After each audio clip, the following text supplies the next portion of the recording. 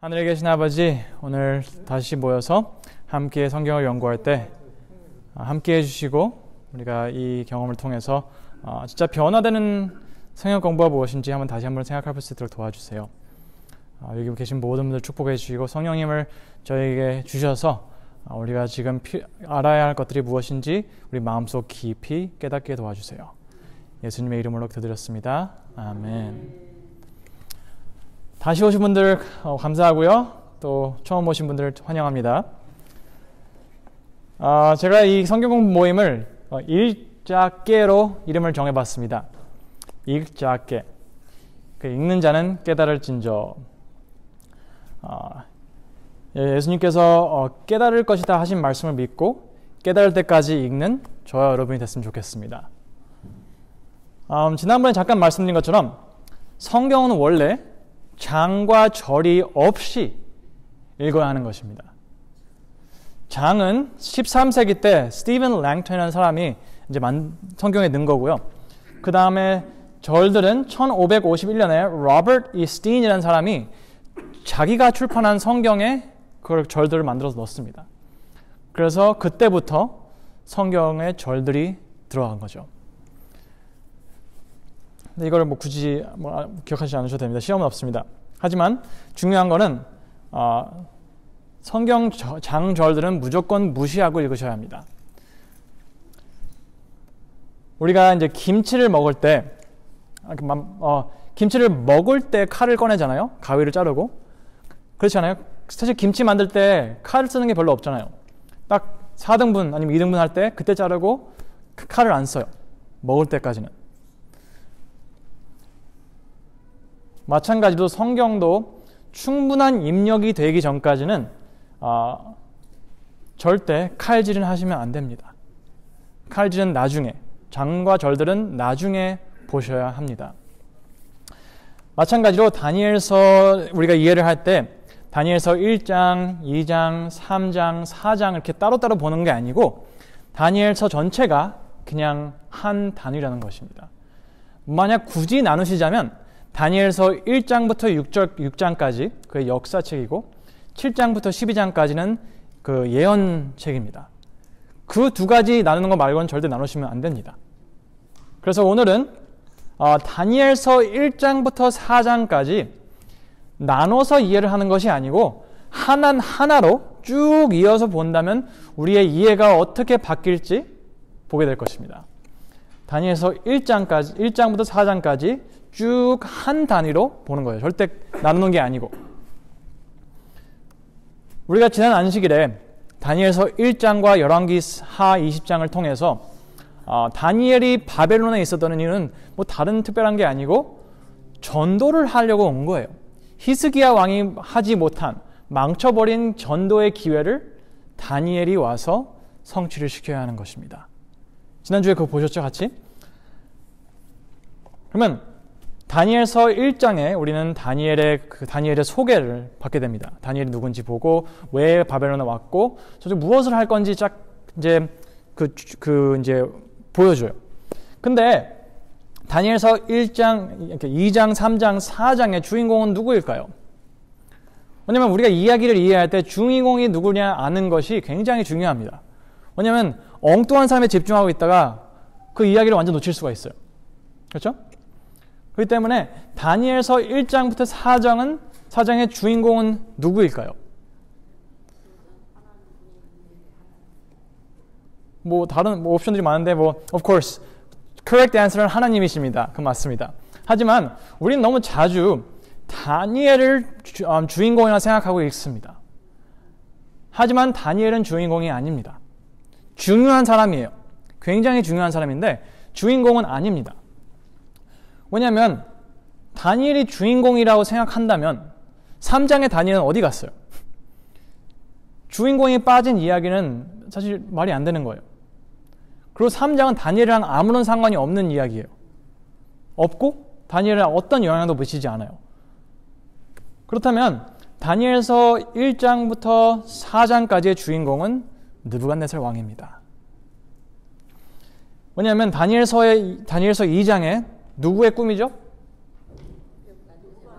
느부갓네살 왕의 꿈이죠. 다니엘 꿈이 아니었죠.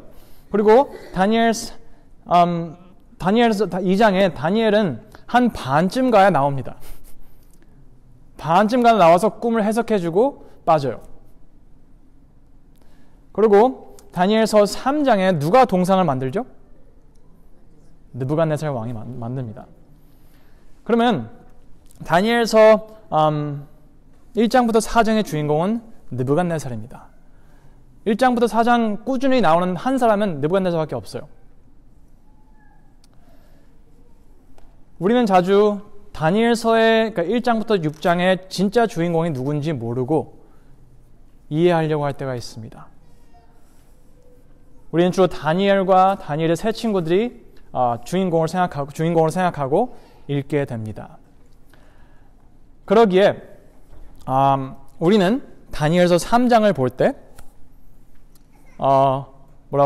그 핍박받고 있던 다니엘 세 친구들을 중심으로 생각하고 그 느부갓네살 왕을 핍박하는 나쁜 사람으로 보게 됩니다. 그렇죠? 하지만 우리는 다니엘과 그러니까 다니엘도 마찬가지지만 세 친구들도 전도를 하기 위해서 바벨론에 있는 거란 말이에요. 그러면 그 목표 3장의 목표는 다니엘의 세 친구들이 주인공이 아닌 어떻게 이 경험을 통해서 어떻게 해서 느부갓네살 왕이 하나님을 만나냐입니다. 그러면 다시 한번 느부갓네살 왕이 주인공입니다. 다니엘서 2장, 3장, 4장은 이렇게 정리가 됩니다. 처음에 느부갓네살 왕은 지식적으로 예수님을 만납니다. 상식적으로. 왜냐하면 궁금한 게 있었어요. 미래가 궁금해. 내 나라는 어떻게 될 건가? 내가 죽고 나서 이 바벨론은 어떻게 될 건가? 걱정을 하는 거예요. 그거에 답을 얻었어. 그렇죠? 그리고 상식적으로 만나지만 3장에는 세 친구들을 통해서 하나님께서 느부갓네살 왕에게 나를 믿는 사람은 내가 지켜준다 하는 것입니다. 무슨 뜻이냐면 너는 지금 너의 나라에 대해서 걱정하고 미래에 걱정하지만 나를 믿어라 이거야. 내가 너를 지켜주겠다는 거예요. 그리고 나아가서 4장에서야 그는 개인적인 경험을 하고 하나님을 완전히 받아들입니다. 이게 믿지 않는 사람들이 하나님을 알아가는 과정입니다. 첫 번째는 그들의 궁금증을 우리를 통해 답해 주실 수 있어요. 왜 안식일이냐? 왜 토요일이냐? 왜 일요일 아니냐? 그런 질문들을 우리 통해서 답해 주실 수가 있어요. 그리고 우리를 통해 우리의 간증과 경험들을 통해서 그들은 하나님을 의지할 때 하나님께서 그들을 버리지 않으실 거라는 그런 좀 이렇게 안정감을 가질 수 있는 거예요.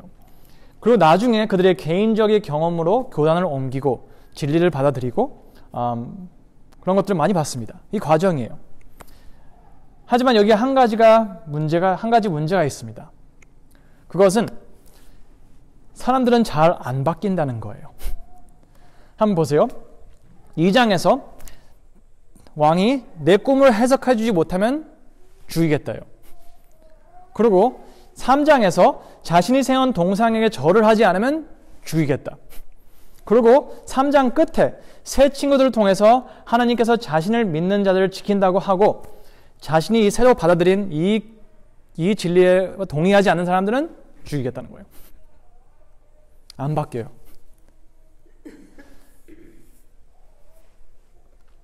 이것은 너무나도 자주 볼 수 있는 모습입니다. 나랑 동의하지 않으면 내 모든 것을 동원해서 설득하려고 하고 안 되면 그 사람을 매장시키든지 퇴장시키는 것입니다. 우리는 자주 우리 중심으로 생각을 하고 살아갑니다. 우리랑 동의하지 않는 사람들을 불편해할 때 그들을 설득하려고 노력하고 처음에는 설득이 안 되면 그들을 매장시켜버리든지 어떻게 해서든지 쫓아내려고 해요. 이게 세상의 생존 법칙이고 이게 꾸준히 영토를 넓혀온 느부갓네살 왕의 삶의 방법이었습니다. 그렇잖아요? 새로운 나라에 가서 바벨론의 통치를 받아들일 거를 권장합니다. 근데 안 받아들이면 그 나라는 매장돼 버리든지 다니엘과 새 친구들처럼 자신의 땅에서 퇴장을 당해버립니다. 세상에서는 이래도 된다고 할 수 있습니다. 하지만 교회에서 이러면 안 됩니다. 교회는 목소리 큰 사람, 돈과 권력이 많은 사람, 하나님을 믿는다고 하지만 다니엘서 3장 끝에 느부갓네살 왕처럼 나랑 동의하지 않으면 교회에서 굉장히 불편하게 만들 거다라는 그런 상황이 굉장히 많습니다. 교회는 자존심 대신 겸손, 돈 대신 성품, 권력 대신 사랑을 행사해야 하는 곳입니다. 다니엘서 3장의 동상에 대해서 말할 때 그 말을 듣는 사람들이 있었죠. 근데 거기서 성경에는 백성들과 나라들과 각 언어로 말하는 자들이라고 했어요. 그 사람들이 느부갓네살 왕의 말을 듣는 사람들이에요. 그렇죠?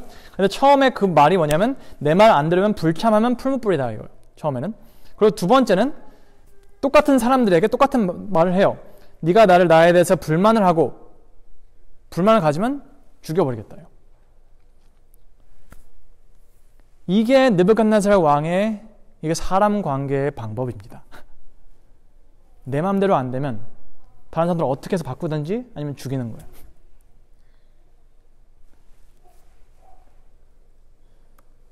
느부갓네살 왕, 그러니까 4장 1절에 느부갓네살 왕은 다시 한번 백성들과 나라들과 각 언어로 말하는 자들에게 또 무슨 말을 하려고 합니다.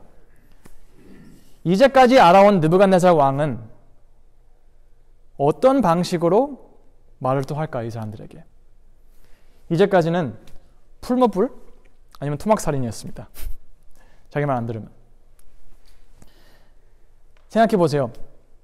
2장의 꿈을 해석해 줬어요. 하지만 또 3장에 기가 막힌 방법으로 자신이 믿는 사람들을 구원하시는 모습을 봅니다. 하지만 우리 삶에서 제가 자주 보는 것은 궁금증이 풀린다고 해서 다른 사람들의 경험을 본다고 해서 변화가 오는 게 아닙니다. 부족해요. 너무 부족해요. 그냥 교회 안을 한번 보세요. 사실 젊은이들이 교회를 떠나는 이유 중에 하나가 오랫동안 믿어온 사람들이라는 사람들이 싸우고 서로 욕하고 그렇게 하는 모습 보는 게 아이들에게 어떤 도움이 되겠어요? 그러니까 아이들이 생각하는 건 내가 교회 굳이 다녀봤자 아무런 변화가 없구나 하는 것입니다.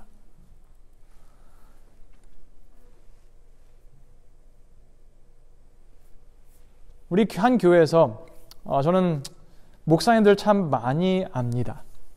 근데 많이 본 것들 중 뭐냐면 잘 가다가 이 교회에서 뭐 장로님들이나 뭐 집사님들이나 뭐 하여튼 교인들 사이가 안 좋아서 어떻게 하면 이 목사를 쫓아낼까 하는 궁리를 하고 노력하는 걸 많이 봤습니다.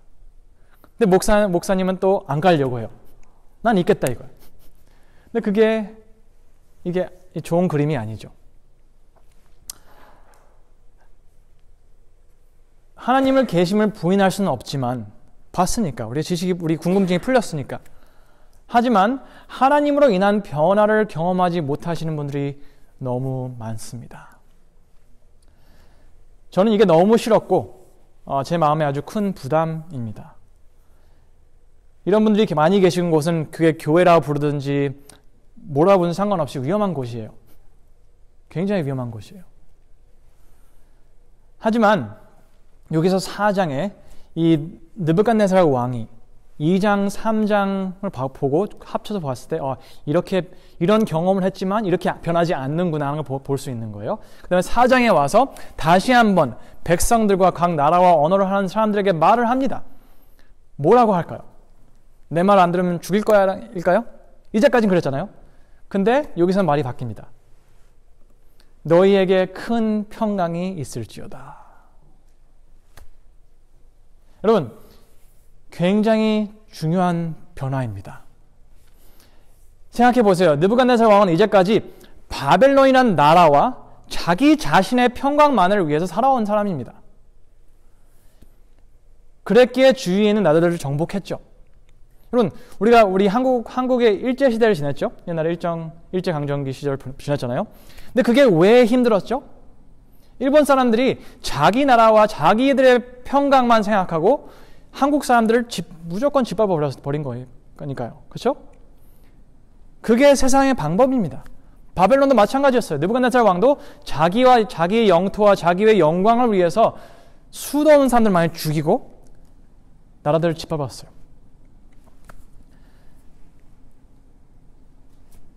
느부갓네살 왕도 여기 계신 저와 여러분들처럼 다른 사람들의 평강보다는 내 평강을 더 생각하는 사람이었던 것입니다. 하지만 이제는 뭔가 달라졌습니다. 이젠 나의 평강이 아닌 다른 사람들의 큰 평강을 위해서 다니엘서 4장을 쓰기 시작합니다. 나의 평안을 위해 돈, 권력, 나이, 직위 등을 주는 영향력으로 주위에 있는 사람들을 설득하려고 계십니까? 나의 평안을 망가뜨릴 것 같은 사람들은 멀리하려고 하십니까? 아니면 다른 사람들의 평안을 위해 살고 계십니까? 이게 다니엘서 1장부터 4장을 합쳐봤을 때 나오는 질문입니다. 여러분들의 신앙생활은 어떠셨습니까? 뭐 굳이 협박하고 죽이려고 하지 않았다고 해서 다른 사람들의 평강을 굳이 생각해 준 게 아니에요. 다른 사람의 평강이 중요하다면 그것을 위해 희생을 하는 삶을 살아야 맞는 것입니다. 하지만 여기서 우리는 어떻게 바뀔 수 있을까요? 느부갓네살 왕은 어떻게 바뀌었을까요? 지난번 말씀드린 것처럼 성경의 이해는 조금 여기서 조금 저기서 조금 합쳤을 때 오는 게 성경의 해석이고 뜻이고 이해입니다. 그럼 한번 함께 보겠습니다. 다니엘서 2장 11절에 보면 왕께서 물으신 것은 어려운 일이라 육체와 함께 살지 아니하는 신들 외에는 할 왕 앞에 그것을 보일 자가 없나이다 한지라. 여러분 여기서 바벨론의 신은 어디 있는 거죠? 어디 있죠? 육체가 아니고 육체 밖에 어딘가에 있는 거야. 어딘가에, 그러니까 생각을 해보세요. 이 사람들이 하는 말이 이 육체 밖에 있는 우리와 함께하지 않은 신들이 할 수 있는데 우리는 지금 그걸 해줄 방법이 없다 이거예요. 알아볼 방법이 없다. 왜냐? 그 신들은 너무 멀리 있으니까입니다. 그렇죠? 그러니까 신이 있다고 믿긴 하는데 멀리 있다고 생각하니까 지금 필요한 상황에 도움을 받을 수가 없다 이거예요. 보이시죠? 그렇죠? 여러분, 아무리 열심히 믿는다고 해도 진짜 멀리 있는 신들은 우리의 일상에 대해서 관심이 적을 수밖에 없습니다. 멀리 있는 신은 그를 믿는 사람들이 어떻게 사는지 관심이 없어요. 하지만 이스라엘의 하나님은 어떠셨을까요? 내가 그들 중에 거할 성소를 그들이 나를 위하여 짓되. 여러분, 이스라엘 우리가 성경이 말하는 하나님은 바벨론의 하나님과 완전히 다르신 분이셨습니다. 바벨론의 신들은 멀리 있으면서 그러니까 자기를 믿기 원하지만 아무런 도움 주지 않고 관심도 없어요. 하지만 반대로 이스라엘의 하나님은 가까이 있고 싶어 하시는 분입니다. 대조되는 게 보이시죠?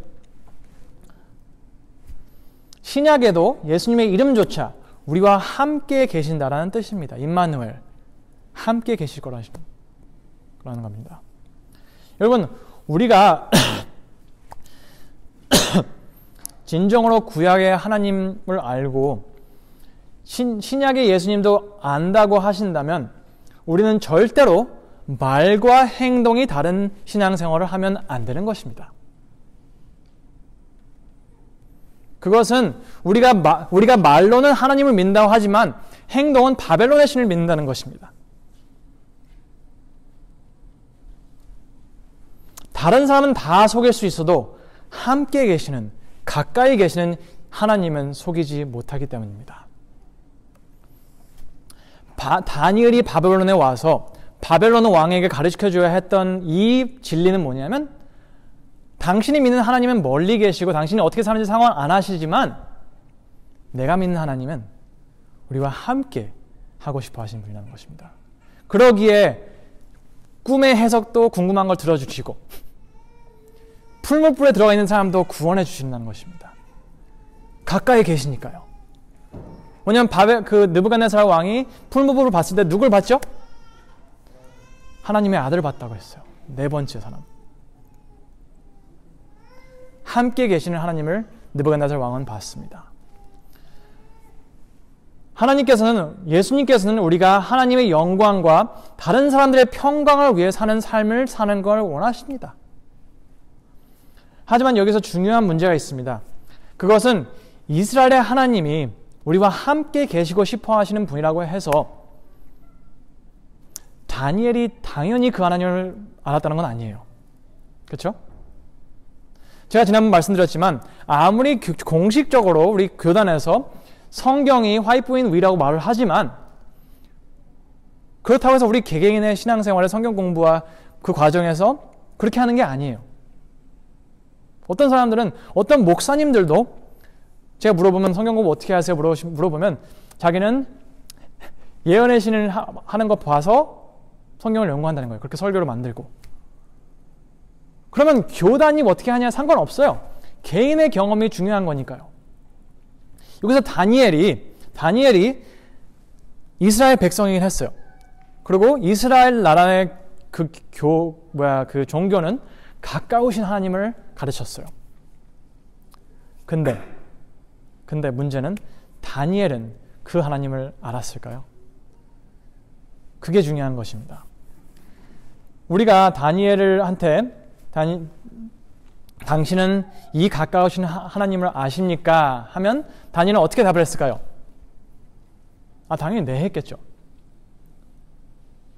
우리도 누가 우리한테 하나님 믿냐 그러면 당연히 yes 할 거예요. 근데 진짜 중요한 건 우리 주위에 있는 사람들, 같이 사는 wife or husband, or children, 우리 아이들이 우리를 봤을 때 우리가 하나님을 믿는 사람처럼 산다고 생각할까요?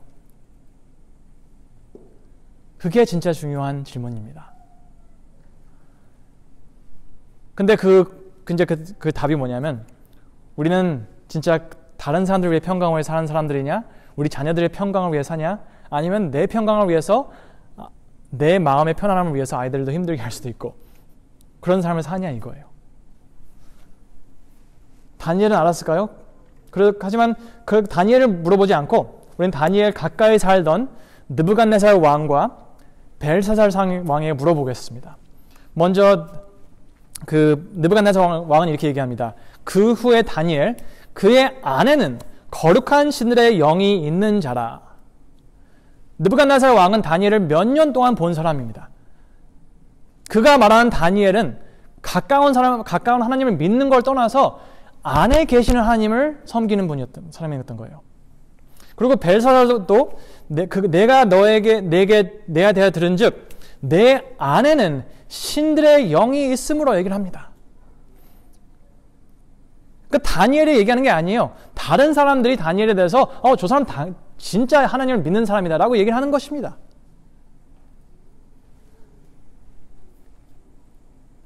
다니엘의 경험의 품질이 이랬기에 다니엘을 통해 느부갓네살 왕의 삶에서 변화를 경험하게 된 것입니다. 왜냐하면 다니엘이 믿는 이 가까우신 하나님을 느부갓네살 왕도 만났다는 것입니다. 우리가 모두 가져야 하는 경험입니다. 골로새서 1장 26절 27절 이렇게 말씀이 있습니다.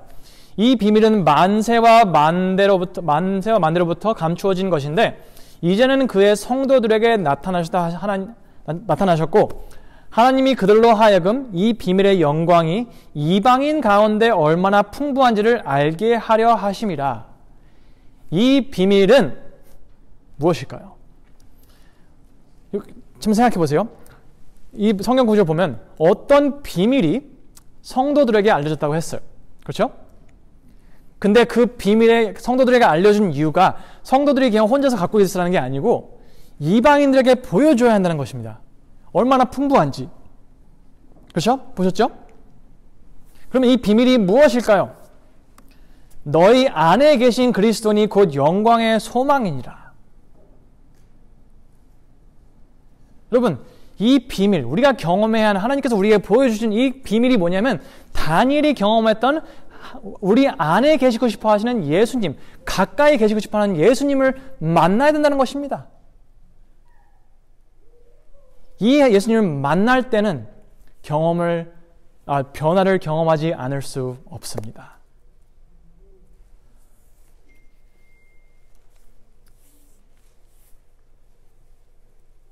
풍성한 것은 나눠야죠. 그렇죠? 모르는 사람들에게 나눠야죠. 여러분, 이 하나님을 아십니까? 우리는 말씀으로 이 하나님을 만나지 않으면 변화를 경험할 수가 없습니다. 이것은 아멘을 원해서 하는 말이 아닙니다. 이것은 우리 각자의 삶 속에서 일어나는 현실적인 변화입니다. 화이트 부인은 이렇게 말씀하셨습니다. 다니엘과 요한계시록을 좀 더 잘 이해하게 될 때 신자들은 전적으로 다른 신앙 경험을 갖게 될 것이다. 그들은 열려진 하늘 문을 엿보게 될 것이며 따라서 마음과 정신은 심령이 청결한 자의 보상이 될 그 축복을 실현하기 위해서 모든 사람이 개발해야만 한 품성에 대하여 깊은 인상을 받게 될 것이다. 여러분 생각해 보세요. 우리가 지금 안식일 교인으로서 요한계시록과 다니엘을 얼마나 많이 연구를 하고 들어봤습니다. 맞습니까? 하지만 그로 인해서 우리 삶의 변화가 일어났나요?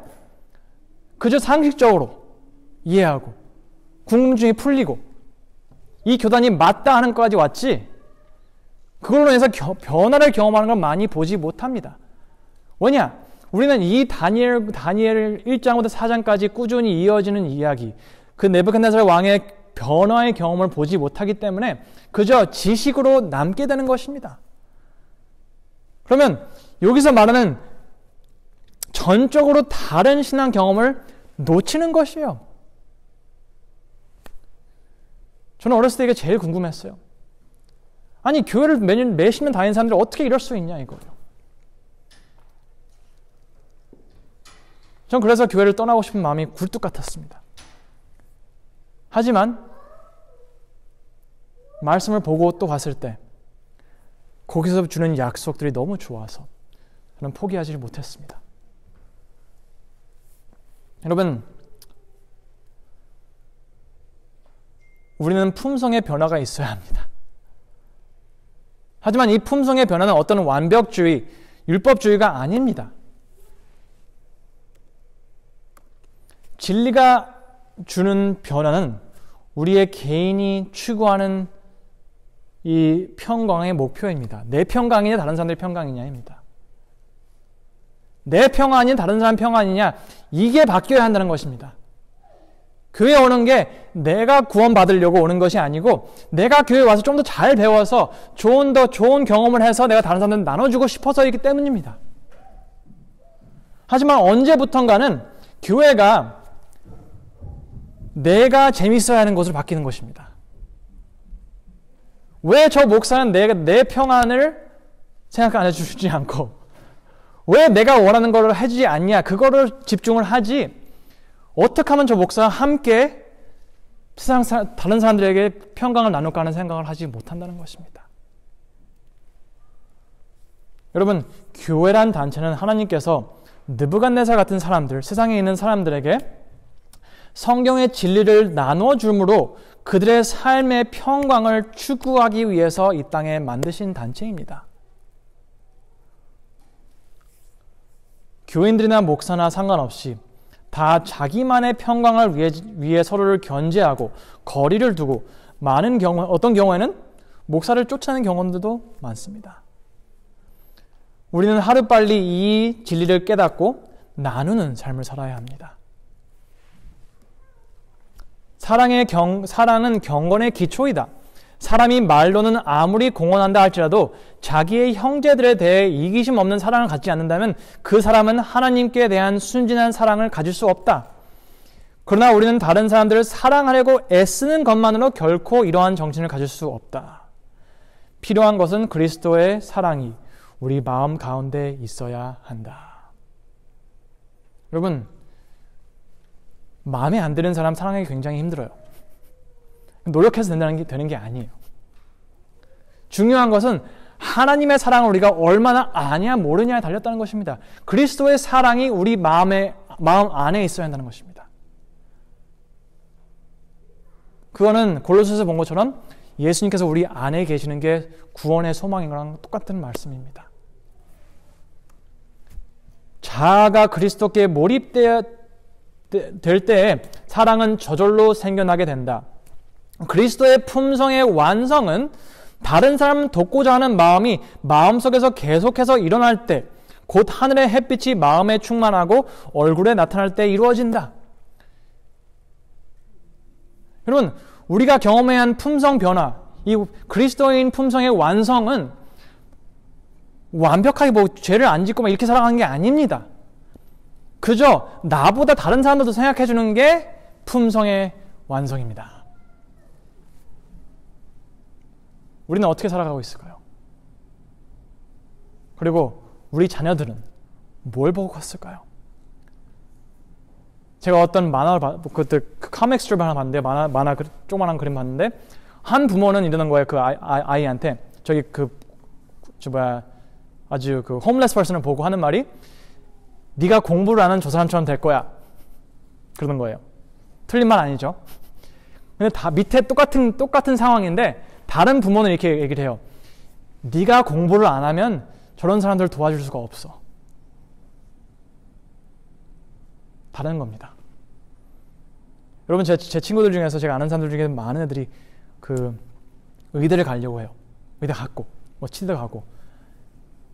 근데 물어보면 왜 가냐면 다 I want to help people 그래요.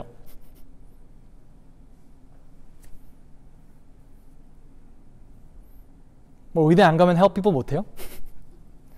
여러분, 우리가 하는 모든 직업이 누구를 도와주는 직업이에요. 그렇죠? 청소를 하는 사람도 도와주는 사람이고, 무슨 회사 들어간 사람도, 일하는 사람도 회사를 통해서 어떤 서비스를 제공하는 거잖아요. 그렇죠?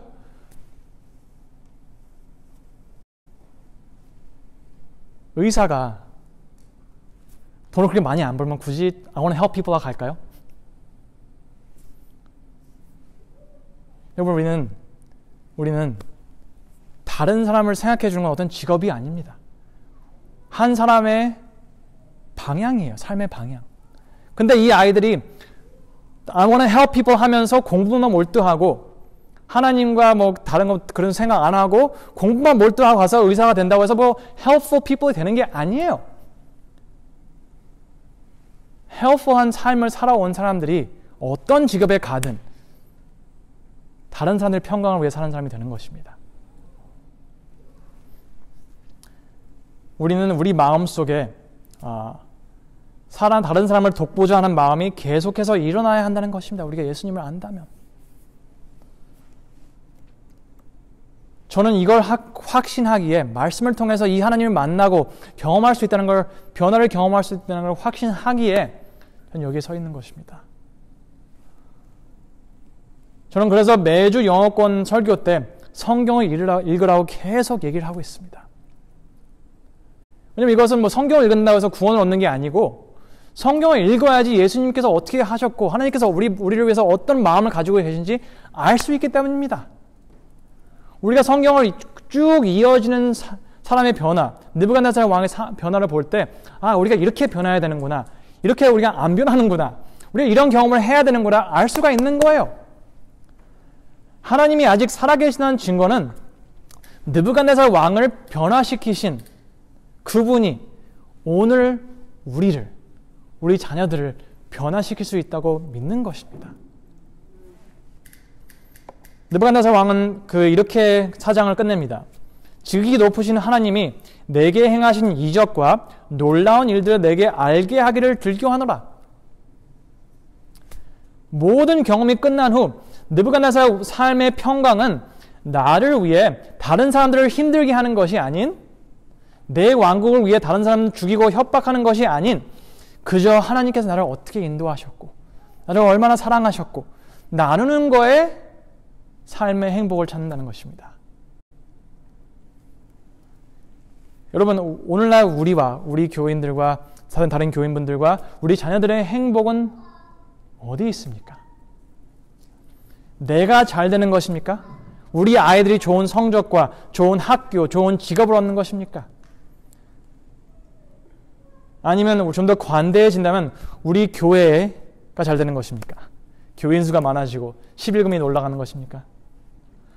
여러분, 우리의 근본적인 행복이 우리와 함께 하시는 하나님이 아니라면 다니엘이 알던 느부갓네살 왕을 변화시키신 하나님을 아는 것이 아니라면 우리는 아직도 우리 자신의 왕국과 우리 자신의 평강을 위해서 살아가는 세상 사람입니다.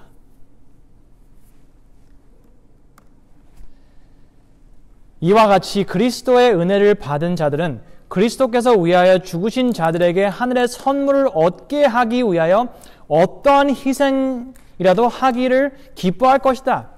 저들은 세상을 저들이 살기에 더욱 좋게 만들기 위하여 저희의 최선을 다할 것이다. 이 정신은 참으로 회개한 자에게는 필연적으로 생긴다. 다른 사람들 나눠주고 싶고 다른 사람들도 행복하게 해주고 진리를 나눔으로 인해서 그들이 하나님과 사랑에 빠지고 변화를 경험하는 것, 그렇게 해주는 게 예수님을 만난 사람들에게 필연적으로 일어나는 현상이라고 말을 합니다.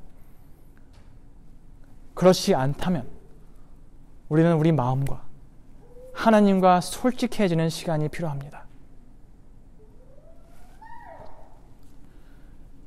사람이 그리스도께로 나가자마자 그 마음 가운데 예수라는 생각이 날 것이며 사람을 구원하고 성결케 하는 진리를 그 마음 가운데 감추어 둘 수 없을 것이다.